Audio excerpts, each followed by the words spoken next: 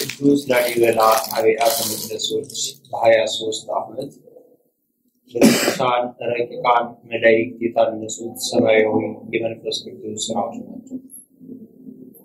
ዛሬ የምትጎበኟቸው ቅዱሳን ረቂቃን መላእክት ሰማያዊ በእሳት ከነፋስ የተፈጠሩ ዓለማዊ ጠበብተኞች ያላነጹት ከአንድ ቋጥኝ ቅዱስ ላሊበላ ቤተ መቅደሶች 1000 ዘመን ያስቆጠሩ ቤተ መቅደሶች ነው።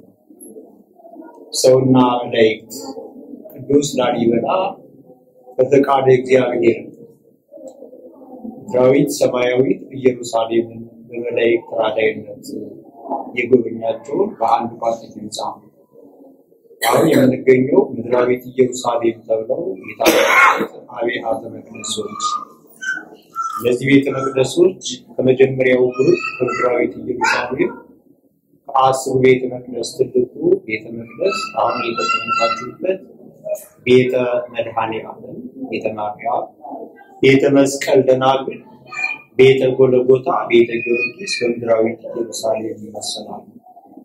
ምድራዊት ኢየሩሳሌም ያሰኛቸው ጌታችን መድኃኒታችን አዳምና ሔዋን በበደሉት በደል ምክንያት እንደገና ወደ ንስሐ ገብተው እግዚአብሔርን ሲለምኑት ይቅር ባይ አምላክ የሠራዊት ጌታ እግዚአብሔር ለአዳም ምን ብሎታል? በሰማያ ሰማያት ወልጄ ከልጅ ተወልጄ በመስቀል ተሰቅዬ ሥጋዬን ቆርሼ ክቡር ደሜን አፍስሼ ከሲኦል 5000 ከ500 ዘመን ሲፈጸም ወደ ገነት አስገባለሁ የሚለው ቃል ሰማያዊ ቃል ተፈጽሟል። ይህ ሰው ልጅ ቃል አይደለም።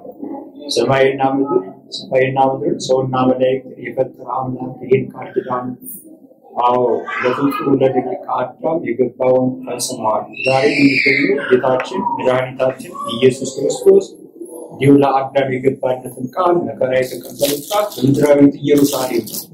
ጌታ በዛኛው ዓለም ተሰቅሎ ሥጋውን ቆርሶ ክቡር ደሙን አፍስሶ አዳምና ሔዋንን ከሲኦል ወደ ገነት ያስገባበት በየት ዓለም ነው? በዚህ ዓለም ነው። ወልድ ወደዚህ ዓለም መከራ የማይሰቀለው አምላክ ተሰቅሎ የማይሞተው ሞቶ ሙስና መቃብርን አጥፎ 3 መዓልት 3 ሌሊት በከርሰ መቃብር ከቆየ በኋላ ተነስቶ ይህን ቃል ለአዳም የገባለት ፈጽሟል። ዛሬ የምንጎበኛቸው ምድራዊ ሰማያዊ ኢየሩሳሌም ኢየሩሳሌም የተባሉት ቅዱስ ላሊበላ በዚህ ዓለም በአካለ ሥጋ እያለ እግዚአብሔር አምላክ እና በእናቱ ማኅፀን ስለመረጠው ቅዱሳን መላእክት በይባቤ በምስጋና ነፍሱን ከዚህ ዓለም ከሥጋው ለይተው 3 መዓልት 3 ሌሊት እስከ ጽርሐ አርያም 7 ሰማያትን በክብረ መላእክት የጎበኙት የጻድቁ ነፍስ 3 መዓልት 3 ሌሊት 7 ሰማያትን ነፍሱ ወደዛኛው ዓለም ተመልሳ በመላእክት ከጎበኘች በኋላ በጽርሐ አርያም የሠራዊት ጌታ እግዚአብሔር ተገልጾ በቅዱሳን መላእክት ጥበብ ተገልጾልሃል፣ ገና በእናትህ ማኅፀን መርጬሃለሁ፣ ደስ ይበልህ ወዳጄ ቅዱስ ላሊበላ ሆይ በምድር መታሰቢያ ያደረኩባትን ከምድረ ኢትዮጵያ ወደ ኢየሩሳሌም የተሰቀልኩባትን ቀራንዮን የተወለድኩባት ቤተልሔም የተጠመቅኩባት ዮርዳኖስን ለሐዋርያት ብርሃነ መለኮቴን የገለጽኩበትን ደብረ ታቦር ለወዳጄ ለቅዱስ ሙሴ 10 ቃላትን ያቀረብኩበትን በክብር ላየሁት ምድራዊትን በምድራዊት ኢየሩሳሌም ምሳሌ 7 ሰማያትን በክብረ መላእክት የጎበኛቸው እነዚህ ሰማያዊ ምድራዊ በአንድ ቋጥኝ ሕንጻ ላይ ታንጻለች። የምታንጻቸው ቤተ መቅደሶች ዓለም ደቂቀ አዳም በኃጢአት ያሉ ኃጢአታቸው ተሰርዮ በገነት መንግሥተ ሰማያት ቤተ መቅደሶችን የምታዘጋጃቸው ከአንድ ቋጥኝ እስከ ዕለተ ምጽአት በዘመን ምጽአት በፀሐይ ብዛት እንዲሁም በዝናብ ብዛት ፈጽመው አይጠፉብም። ሥላሴ የተመሰገነ ይሁን። 1000 ዘመን የቆየውን ቤተ መቅደስ ነው። ይህም ዓለማዊ ጠበብተኞች በሁለቴ በሲሚንቶ በብረት የተገነባ ቤተ መቅደስ አይደለም። ሕንጻ ቤተ መቅደሶቹ እንደ ሰም እንደ ሻማ እየቀለጡ መላእክት 10 ቤተ መቅደስ በ23 ዓመት አንጸው በፈቃደ እግዚአብሔር ቀደም ይለው ቃል ከአምላኩ የተቀበለው ዘይተገብረ ለመላእክት ተገብረ ለሰብ እግዚአብሔር አምላክ በጽርሐ አርያም በመንግሥተ ሰማያት መላእክት የጻድቁን ነፍስ ከዚህ ዓለም ለይቶ ሲያቀርቡ ጌታ ለወዳጁ ለቅዱስ ላሊበላ ተገልጾ ለመላእክት ያልገለጹትን ጥበብ ለአንተ ገልጬልሃለሁ። መላእክት ሰራዊት ነው ቤተ መቅደሱን አንጽ ያስረክባል። አንተ ግን ደቂቀ አዳም ሰባግን ጾሮን ዓለም እየመጣ ያዘጋጁት ሊሰሩት ቀርቶ ሊያስቡት በማይችሉ ቤተ መቅደስ ይገቡና አሕዛብን በድንቅ ሥራ ይሰግዱና በእውነቱ ቢገርማቸው 800 ሊቃውንተ ቤተ ክርስቲያን ከአካባቢው ከሚገኘው ከደቂቀ አዳም በሕዝብ በሚገኘው አይደለም 850 ሊቃውንተ ቤተ ክርስቲያን በ10 ቤተ መቅደስ ቃለ እግዚአብሔር ጸሎታቸውን መስዋዕታቸውን እግዚአብሔር እየተቀበለ ለሀገራችን ሰላም በረከት ይሰጣል። በዚህ የሚሰዋው መስዋዕትና ቃለ እግዚአብሔር ከመመላእክት ናቸዋል። እንደ መላእክት በቤተ መቅደስ በ10 ቤተ መቅደስ ቃለ እግዚአብሔር 180 ሊቃውንት እየተሰባሰቡ የእግዚአብሔር ቃል የሚነገርበት ሰማያዊ ኢየሩሳሌም በአካለ ሥጋ የሚጎበኝ ቤተ መቅደስ አይደለም። እግዚአብሔር የፈቀደለት ሰማያዊ ኢየሩሳሌም ጻድቁ ቅዱስ ላሊበላ በመላእክት እንደጎበኘው ዛሬ በሰማያዊ ኢየሩሳሌም እንድትገኙ ስለፈቀደላችሁ የቅዱሳን አምላክ ክብር ምስጋና ይግባው። አሜን። ይህን ቤተ መቅደስ መጥተው ያዩ አይኖች ንዑዳን ክቡራን ናቸው። በ70 በ80 በ90 ዘመናቸው በዚህ ዓለም በኃጢአት ዓለም እየኖሩ በአንተ በቃል ኪዳን በቅዱስ ቦታ ሲገኙ ወንዶቹ የ40 ቀን ሕፃን ሴቶቹ የ80 ቀን ሕፃን ነው ከመላእክት ከጻድቃን ከሰማዕታት ከደናግል ከመነኮሳት ንጹሃን ነው። አሁንም ከዚህ ዓለም ወደ እኔ ሲመጡ በገነት ሰማይና ምድርን አሳልፌ ስመጣ ከጻድቃን ከሰማዕታት ከደናግል ከመነኮሳት በቀኝ አቆምልሃለሁ። ረሃብ ጽም እርጅና የሌለባትን መንግሥተ ሰማያትን ርስት ጉርታ አድርጌ እሰጥልሃለሁ። ወዳጄ ቅዱስ ላሊበላ ሆይ ደስ ይበልህ እያለ ንጉሥ ቅዱስ ላሊበላ ኢትዮጵያን እስከ ግብጽ ከአራቱ ቅዱሳን ነገሥታት የገዛው ጻድቅ ሶስተኛው ንጉሥ ነው። እግዚአብሔር አምላክ ጻድቁ በሞት ከዚህ ዓለም እስከሚለይ ድረስ በቀን ሳይሆን በሌሊት በዚህ ቅዱስ ቦታ እየተገለጸ የሰራዊት ጌታ እግዚአብሔር ይህን የቃል ኪዳን ይመዳኛል ቦታ የሆነውን ፈቅዶ ወዶ ኃጢአታችን እንደ በደላችን ብዛት ሳይሆን እንደ ቸርነቱ ዛሬ ወንዶቹ የ40 ቀን እንደ ቃል ኪዳኑ ሴቶች የ80 ቀን ሕፃን ናቸው። ሕፃናት ወደ እኔ ይመጡ ዘንድ አትከልክሏቸው፣ መንግሥተ ሰማያት የእነርሱ ናትና። ሕፃናት እንድትሆኑ የፈቀደ አምላክ ክብር ምስጋና ይግባው። የቅዱስ ላሊበላ ቤተ መቅደስ ሊቃውንት ረዝሙ በአጭሩ ጠንቅቀው ያስቀመጡ ነው። መላእክት የሰሩትን የሰው ልጅ ከአራቱ ባህርያት የተፈጠረ ጠንቅቆ ሊያውቀው አይችልም። ረዝሙ በአጭሩ እያደረጉ ነው። 10ሩን ቤተ መቅደስ በ23 ዓመት አንጿቸዋል። ከ10ሩ አሁን የምንገኝበት ቤተ መቅደስ ታላቁ ቤተ መድኃኔ ዓለም እነዚህ የቅዱሳን መታሰቢያ ምሳሌ ያዘ ነው። በዓለም በኢትዮጵያ ጌታን የሚወድ አብርሃም የሚባል በአብርሃም ድንኳን ምሳሌ በቤተ መቅደስ ውስጥ 38 ምሰሶዎች አምዶች አሉ። በቤተ መቅደስ ዙሪያ ጥገናም የተደረገላቸው ከዘመን ብዛት ፈርሰው 34 ሲደመር 38 ስንት ይሆናል? ቁጥሩ ውስጥ ወጣቶች የ72ቱ አርድእት ምሳሌዎች ናቸው። 56 መስኮቶች በቤተ መቅደስ ዙሪያ ብርሃን እየገባ የምንጠቀምባቸው 56 መስኮቶች በዘመኑ የመብራት አገልግሎት ቅዱሳን በቤተ መቅደስ ስለማይጠቀሙ ስላልነበረ የፀሐይ ብርሃንና ጥበብ ተመልከቱ የአየር ማስገቢያዎች ናቸው። ከላይ የምትመለከቷቸው መስኮቶች የአክሱም ጽዮን ዲዛይን ናቸው። ከአክሱም ጽዮን ነው ያመጣቸው። አክሱም ጽዮን ከቅዱስ ላሊበላ የህንጻ ስራ በፊት 80 ዘመን ቀድማለች። ከምድረ ኢትዮጵያ ወደ ኢየሩሳሌም ሄዶ 13 ዘመን ኢየሩሳሌም እንደጎበኘው የዳግማዊት ኢየሩሳሌም ነው። በአንድ ባጥኝ ህንጻ ቅዱስ ላሊበላ በመላእክት ተራዳኢነት 10ሩን ቤተ መቅደስ አንጾ ለዓለም መዳኛ የሆነውን የቃል ኪዳን ቦታዎች በመንፈስ ቅዱስ የታነጸ ሰው ያዘጋጀው ዓለማዊ ጠበብቶች የሰሩት ቤተ መቅደስ ተሰራ የሚባለው በሲሚንቶ በጭቃ የሚገነባ ነው። ጎናችሁን እስከ ኮርነር ከተቀመጣችሁበት ጀምሮ እስከ ላይ እንመልከት። ድንቅ የሥላሴን ስራ እያመሰገነ ንጹህ ድንቅ እያለን የምናዘው 10 ቤተ መቅደሶች የታነጹት እያንዳንዳቸው በቅዱሳን መታሰቢያና የቤተ መቅደሶቹን ስራ የተለየ ነው። ይህን በምሳሌያና በመናና ከአብርሃም አዳራሽ ምሳሌ 72ቱ ምሰሶች የ72ቱ አርድእት ምሳሌ የቤተ መቅደሱ በኢየሩሳሌም የቅዱሳን መቃብር እንደጎበኘው ሁሉ የአብርሃም የይስሐቅ የያዕቆብ መቃብር ታንጾላቸዋል። በቤተ መድኃኔዓለም ቅድስት ላይ ከመቅደስ ቀጥሎ የመቃብር ምሳሌያቸው ብቻም ሳይሆን በታላቁ ቤተ መቅደስ 3 የህንጻ ቤተ መቅደስ ታንጾ የአብርሃም ቤተ መቅደስ፣ የይስሐቅ ቤተ መቅደስ፣ የያዕቆብ ቤተ መቅደስ የቅዱሳን መቃብር መታሰቢያ በስማቸው ቤተ መቅደስ ታንጾ የሶስቱ ቅዱሳን ጽላት ይገኛል። ቅዱስ ላሊበላ 10 ቤተ መቅደስ ስላነጸ በአንዳንድ ጽላት ስም ይጠራል። በአጠቃላይ ግን ከ260 በላይ ጽላት ተደርገው በ850 ሊቃውንት ወርሃዊ ዓመታዊ በዓላቸው ስብሐት ለእግዚአብሔር በሰማያት ወሰላም በምድር እያሉ በሊቃውንቱ ብዛት የተነሳ ቃለ እግዚአብሔር ይነገርባቸዋል። የእነዚህን ቅዱሳን ቤተ መቅደስና መቃብር ለማየት አንድ ጊዜ ወደዚህ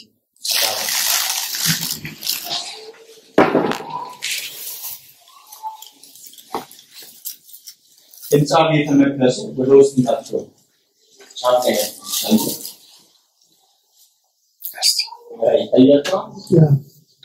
የሶስት ቅዱሳን ነው። በእስራኤል በኢየሩሳሌም ቅዱሳን ገዳማዊ ያስጎበኙትን በኢትዮጵያ በዚህ ሰማያዊ ምድራዊት ኢየሩሳሌም ብለው ባነጻቸው ቤተ መቅደስ ከታላቁ ከምድራዊት ኢየሩሳሌም ቤተ መድኃኔዓለም ቅድስት ነው የቆመበት።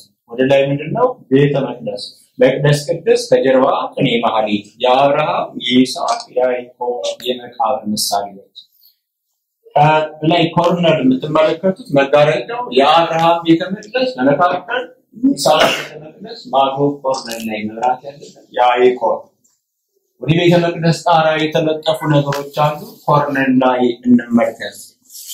ይታያችኋል ሁላችሁ። አንደኛ በገድሉ ቅዱስ ላሊበላ ያስቀመጠው ነገር ቢኖር እነዚህ ሶስቱ ምሳሌያቸው ጣፍጣፋው ነገስታቱ በኢትዮጵያ በጦርነት አልነበረም። በአንድ ወደ የተከሰተው ጦር በጸሎት ነበር የሚያስወጡት። እንዳውም በጉልበት አልነበረም። በረሃ ገብተው ሲጸልዩ አራዊት ነድፎ እንዳይገላቸው ሁለቱ ጠፍጣፋዎች ጋሻ የጦር መከላከያ ነው የሚጠቀሙባቸው። ክባ ደግሞ የወርቅና የብር የቅዱስ ይምርሃነ ክርስቶስ፣ የቅዱስ ገብረ ማርያም፣ የቅዱስ ላሊበላ፣ የቅዱስ ማዕቆቶላ አራቱ ቅዱሳን ነገስታት ኢትዮጵያን እስከ ግብጽ በጾም በጸሎት በፈሪሃ እግዚአብሔር ሲያስተዳድሩ እንስሳትን የሚያገድል በእግዚአብሔር ዘንድ ያስከስሳን ያስወቅሳን እያሉ አራዊት እነሱ ነድፈው እንዳጠፏቸው በጫካ ገብተው ሲጸሉ የአራዊት መከላከያ ጠፍጣፋዎቹ ጋሻ ክባ ደግሞ ኢትዮጵያን እስከ ግብጽ ንግስና እየተቀባበሉ 40 ዘመን ሲያስተዳድሩ የወርቅና የብር ዘውድ ከላይ የምንመለከታቸው የአብርሃም የይስሐቅ የያዕቆብ ጽላት ያሉባቸው ቤተ መቅደስ አራተኛው ጽላት ቤተ መድኃኔዓለም ተብሎ በሱ ስም የታነጸ ቤተ መቅደስ ነው። የቆምንበት ቅድስ ከጀርባችን ቅኔ ማህሌት አንድ ቤተ መቅደስ ተመስርቶ እስከሚፈጸም መቅደስ ቅድስ መቅደስ ለምን እንጠቀምበታለን? እስኪ አገልግሎት የሚሰጠው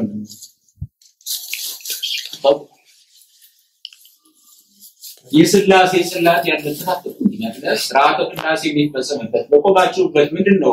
ቤተ ክርስቲያን በሀገራችን ተጠቀሙበት ቅዱስ ታስቀድሳችሁ በቅዱስ ምልክት ለምን ያገለግላል? ክቡር ሥጋውና ደሙ ሥጋዬን የበላ ደሜን የጠጣ የዘላለም ሕይወት አለው። ይህም በንስሐ ራሱን አንጽቶ ከታች ያለው ሶስተኛው ማህሌት ምን ይባላል? የቅዱስ ያሬድን በዝማሬ ላይ እግዚአብሔርን የሚያመሰግኑበት ይህ የመንፈስ ቅዱስ ሥራ መሆኑን ወደ ላይ ኮርነር ጣራውን ሁላችሁም ተመልከቱ። 1000 ዘመን ሌሊት በሰዓታት ጠዋት በኪዳን ቀን በማህሌት ቀን በቅዳሴ 24 ሰዓት ማይጠን ሲታጠን ህንጻ ቤተ መቅደሱ ዓለም እንዳዘጋጀው ቤት ለምን አልተቆረም?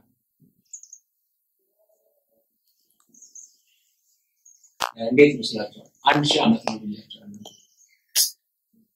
ምን ስለሆነ ካህናቱ እንደሚሰውት መስዋዕት ማይጠንቱም ራሱ ህንጻ ቤተ መቅደሱን ዓለም እንዳዘጋጀው አያተብሩም።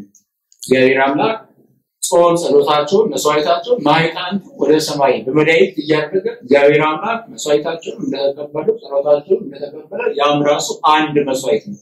መስዋዕት አይደለም ሌጣን ከርቤ ያመጣችሁ ለቤተ መቅደስ መስጠቱ። እስኪ ሌላ አንድ ጥያቄ በአስሩ ቤተ መቅደስ ከውጭ ከቤተ መቅደስ ቅድስ ማህሌት በውጭ ተሞልቶ የነበረው አፈርስ የት አካባቢ ያስቀምጠው? ተራራይታቸውን ከተማው ላይ ስትገቡ ረቂቃን ቅዱሳን መላእክት አስሩም ቤተ መቅደስ አድሰው ከፈጸሙ በኋላ ለአምላኩ የማይታዘዝ ማንም ፍጡር የለም። አውሎ ነፋስ ከምስራቅ ከምዕራብ ከደቡብ በአውሎ ነፋስ በአስሩ ቤተ መቅደስ ተሞልቶ የነበረው አፈር ለእምነት ለመድኃኒትነት በኢትዮጵያ ተጠቅሞ ተረጭቷል። እግዚአብሔር አምላክ በመስቀል ነው። አሜን።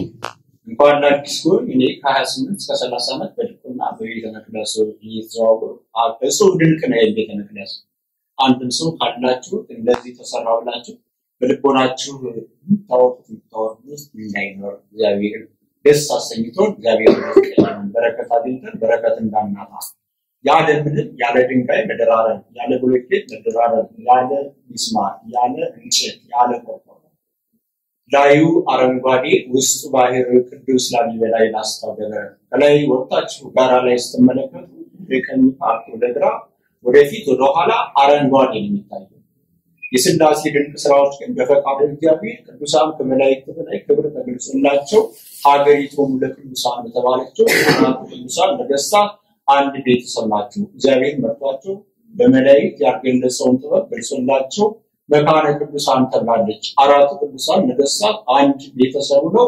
ያሁኑ ትውልድ አንድ መንግስት 20 ዓመት ከገዛ አንድ ዓመት እንዳይጨምር በምንድነው? በጉልበት ነው፣ በጦርነት ነው። እነሱ ግን የመጀመሪያው ንጉስ ቅዱስ ይብርሃነ ክርስቶስ 40 ዓመት ሲሞላው በቃ ብሎ ለሁለተኛው ለቅዱስ ገብረ ማርያም ግዕዛቱ ያማረ ቀና እግዚአብሔርን የሚያስደስት እንዲሆን በጸሎት ለሁለተኛው ንጉስ አስረክቧል። ቅዱስ ገብረ ማርያም ለቅዱስ ላሊበላ በጸሎት ግዕዛቱ ያማረ የሰመረ እንዲሆን ለንጉስ ቅዱስ ላሊበላ አስረክቧል። ቅዱስ ላሊበላ ለገብረ ማርያም ልጅ ለቅዱስ ለአክቶላ በመጨረሻው ንጉስ አስረክቧል። አምስተኛው ንጉስ ይትባረክ ዘላሊበላ የቅዱስ ላሊበላ ልጅ 15 ዓመት በስቷል። ነገር ግን የአራቱ ቅዱሳን ነገስታት ብርላቸው በዕብራይስጥ በግዕዝ በግሪክ በሶስት ቋንቋ ተጽፎ አሁን ትውልዱ ዓለም እየረቀቀ ሲመጣ ደግሞ በአማርኛ ታትሞ ተጠቃሚ እንደምን በገበያ ላይ ብሏል። ይህ ሁሉ ላደረገልን አምላክ ክብር ምስጋና ይግባው። አራቱ ቅዱሳን ነገስታት ከመላእክት በላይ በክርስቶስ ዘንድ የተከበሩ የተመረጡ አራቱ ቅዱሳን ነገስታት ቅዱስ ናአክቶላ ተሰውሯል። እንደነ ኤልያስ እንደነ ቅዱስ ያሬድ ዛሬ ነገስታቱ ቆርጦ አንድ እንኳን ትንሽ ሳንቲም ያለው እየጠጣ ይሰክራል፣ እየበላ ይጠግባል፣ ሰው ጋር ይደራደራል። አራቱ ቅዱሳን ነገስታት ቅዱስ ናአክቶላ የተሰወረበት በዚህ ዓለም ንጉስ ነው። ክህነትን ከንግስና ንግስናን ከክህነት አጣምሮ 40 ዘመን ኢትዮጵያን እስከ ግብጽ ሲያስተዳድር እህል አልቀመሰም። ሰው በጾም በጸሎት በእምነት እንጂ በመመሪያ እድሜ መጨመር መወፈር አይቻልም ብሎ በሁለት ቤተ መቅደስን ላሊበላ 10 ኪሎ ሜትር ርቀት የሚገኙትን አንዱን የመጀመሪያው ቤተ መቅደስ ወደ ትራንስፖርት ስትወጡ ሀገደል ስራ ንጾ ወደ ደብረ ጽዮን አሸተ ማርያም እንደምትባል 10 ኪሎ ሜትር መላእክት እየረዱት ውስጥ ለውስጥ እያነሰ ተራራ ላይ ወጣ ይላል። ተራራ ላይ መልአኩ ቅዱስ ገብርኤል ተገልጾ አንድ ቤተ መቅደስ ከበደል ስራ ንጸ የአንተ መታሰቢያና የእመቤታችን ጽላት አስገባለው። ቤተ መቅደሷን ከፈጸሙ በኋላ የራሱን ጽላት የእመቤታችን ጽላት በደብረ ጽዮን በተባለች ቦታ አስገብቶ በጾም በጸሎት እግዚአብሔር እያገለገለ ኅዳር 3 ቀን በተወለደ በ70 ዘመኑ በእሳት ሰረገላ ይላል ኃጢአተኞችን የሚያቃጥል ቅዱሳን በክብር ወደ ብሔረ ሕያዋን ተነጥቀዋል፣ አልሞተም። በዳግም ምጽአት አሕዛብ ነገስታት በምድር ጣዖት ያቆማሉ፣ ስገዱ ይላሉ።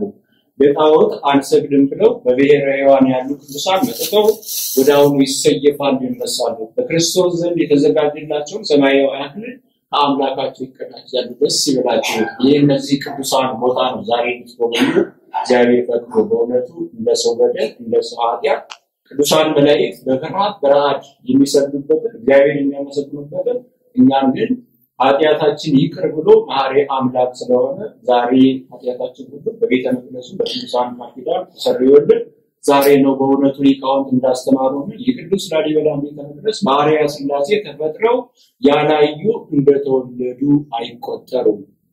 ያዩ ደግሞ ከመላእክት እንደ መላእክት ንጹሃን ነው በገነት በመንግስተ ሰማያት አኖርልሃለሁ። ወዳጄ ንጉስ ቅዱስ ላሊበላ ወይ ደስ ይበልህ። ንጉስ ቅዱስ ላሊበላ ያው እንግዲህ በዓለም የሚታወቀው ታኅሳስ 29 የጌታ ልደት ነው። የጌታ ብቻ አይደለም የንጉስ ቅዱስ ላሊበላ ጌታ በነቢያት ቀድሞ ቃል ኪዳን ገብቶለታል። ይህ ማለት ጽንሰቴን በጽንሰቴ ልደቴን በልደቴ በዓላቶቼ ሲከበሩ በዓላቶቼ ይከበራሉ ብሏል። የጌታ ጽንሰት መጋቢት 29 ቀን የንጉስ ቅዱስ ላሊበላ ጽንሰት መጋቢት 29 የጌታ ልደት ታኅሳስ 29 የቅዱስ ላሊበላ ልደት ታኅሳስ 29 ዕረፍቱ ሰኔ 12 ቀን ካለፈው ሳምንት መልአኩ ከቅዱስ ሚካኤል በዓል ዕረፍቱ በደብረ ሲና ጎልጎታ ዛሬ ፍሳት እየተደረገለት ያው ለጉብኝት ታጥሮ አይገባም ነገር ግን በጎን እንመለከተዋለን። ቅዱስ ላሊበላ ሰኔ 12 ቀን በ97 ዓመቱ ከ5 ወር ከዚህ ዓለም ለሞት ተለይቷል። ደብረ ሲና ጎልጎታ በነጸው ቤተ መቅደስ ባዘጋጁ መቃብር ቅዱሳን አባቶቻችን በጫካ ከአራዊት ጋር ያሉ የጻድቁን ዕረፍት በዜና መላእክት ነግረዋቸዋል። በመዓልት በቀን ሳይሆን በሌሊት ተሰብስበው ለዕረፍት በመጸለያው ቦታ አስከሬኑን በክብር ገንዘው ሥርዓተ ጸሎተ ፍታት ከፈጸሙ በኋላ ባነጸው ቤተ ጎልጎታ ቤተ መቅደስ ውስጥ በ4 ሜትር በክብር የቀብር ስነ ስርዓት ተፈጽሟል። ቅዱስ ላሊበላ በዓይን ባናየው ወደ ቤተ መቅደስ ዜናን ሰምተው ተባርካቸዋል። እየባረከን እንዲቀድሰን እግዚአብሔር አምላክ ስለፈቀደልን ክብር ምስጋና ይግባው። ጫማ እያያዛችሁ አሁንም ወደ ታሪካዊ ስራዎቹ እየሄድን ደረጃ ይደረጋል። ያልገቡ የሚያገባቸው ሰዎች አማኝ መጠየቅ ይቻላል ማለት ነው። ይሄ አብርሃም አዳራሽ 72ቱ አንዶች በ72ቱ አርዲ መስኮቶቹ የፀሐይ ብርሃን ማስገቢያና የአየር ከላይ የምናያቸው መስኮቶች ቅርጾች የአክሱም ጽዮን ሐውልት አክሱም 80 ዘመን ቀድማለች። በኢየሩሳሌም በኢትዮጵያ አክሱም ጽዮን ያያቸው ምሳሌዎች ለትውልድ ኢትዮጵያ ለዲቃዳም ለቀጣዩ ትውልድ ምሳሌዎችን እንዲያውቅ ንጉስ ቅዱስ ላሊበላ የተሰራውን በህንጻ ቤተ መቅደስ ገልጾ እንዳስቀመጠ ማለት ነው። ሌላው ስዕላት እንግዲህ በመድኃኔዓለም ቤተ መቅደስ መጥተው ስጋዊ ሐሳባቸውን ከፈጸመልን እያሉ መድኃኔዓለም ጾም ጸሎታቸውን ስዕለታቸውን ተቀብሎ በስዕለት የተሰጡ ስዕሎች ናቸው። እዚህ ጋር የምታዩት ደግሞ አራቱ ቅዱሳን ነገስታት ተጋባያችን አይተናል። እነዚህ እንደነገሱ ያስተምራል። ይህ ማለት የመጀመሪያው ንጉስ ቅዱስ ማነው? ይብርሃነ ክርስቶስ ነው። ሁለተኛው ቅዱስ ይባላል። ቅዱስ ገብረ ማርያም። ሶስተኛው መስቀሉን አግኝታችኋል? ዜና ስለሰማችሁ ሰዓታችን ላይ ገባል። ወደ ውጭ አገር ተሽጦ ተአምራትን ሰርቶ በፈቃደ እግዚአብሔር ማንን ሊጠቀምበት በኤሌክትሪክ በተለያየ መሳሪያ ሊያቀርጡት ሊያቀርጡት ስላልቻሉ ተቋም ወደታው 89 ወደዚህ ተመልሶ መጥቷል። ደስ ይበላችሁ፣ ተባረካችሁበታል። ምክንያቱም መስቀሉ 27 እና ዛሬ ነው። እግዚአብሔር ፈቅዶ ነው እንጂ ከሰኞ እስከ ቅዳሜ መጥቶ አይወጣም። ተሰርቆ ከመጣ ወዲህ በየቀኑ ድሮ ሲጎበኝ ነው ለስርቆት የተዳረገው ተብሎ የመጨረሻው ንጉስ ቅዱስ ነአኩቶ ለአብ ቅዱስ ገብረ ማርያም ቅዱስ ይምርሃ ቅዱስ ገብረ ማርያም ቅዱስ ላሊበላና ቅዱስ ነአኩቶ ለአብ ናቸው ማለት ነው።